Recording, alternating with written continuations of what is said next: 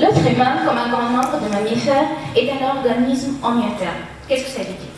Sa température interne centrale reste à valeur constante aux alentours de 37 degrés Celsius.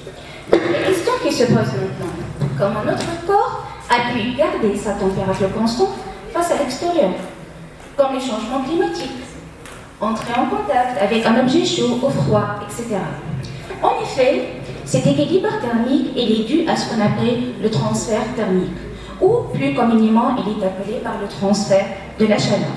Ce qui justifie en effet l'échange que notre corps se réalise avec l'extérieur, soit par perte ou par gain, afin de maintenir son équilibre thermique. En réalité, le transfert thermique se réalise partout dans notre monde.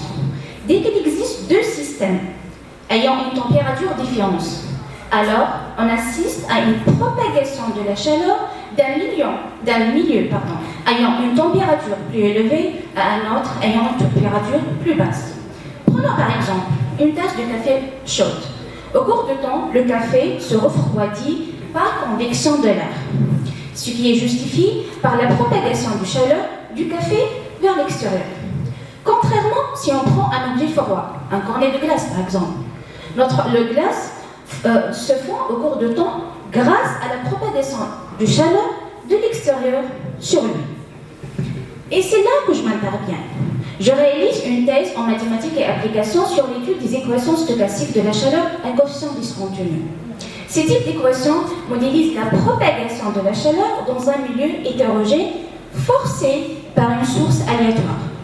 Mon travail, en fait, consiste à étudier ces solutions de cette équation avec différents types de perturbations. À chaque fois, je m'intéresse à étudier l'existence de cette solution et leurs propriétés. En fait, ces équations apparaissent dans plusieurs modèles et apparaissent dans plusieurs domaines et touchent l'écologie, l'économie, biologie, etc.